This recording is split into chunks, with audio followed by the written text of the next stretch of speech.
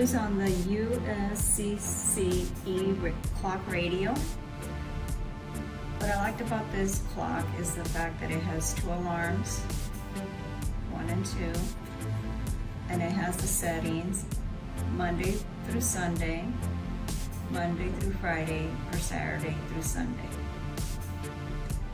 It also has a high and low dim light.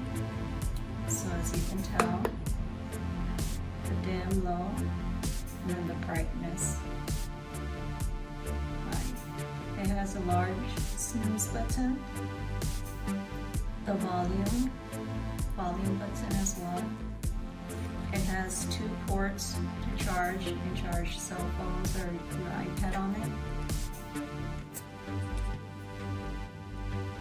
It also has the Celsius and Fahrenheit. It has, the good thing about this, it has the charger battery backup, so in case your electricity goes out. On the snooze, it's a setting, so once you set it and you push snooze, it's easy to set. The flaws about it is that if it sets too high, then you won't be able to see it.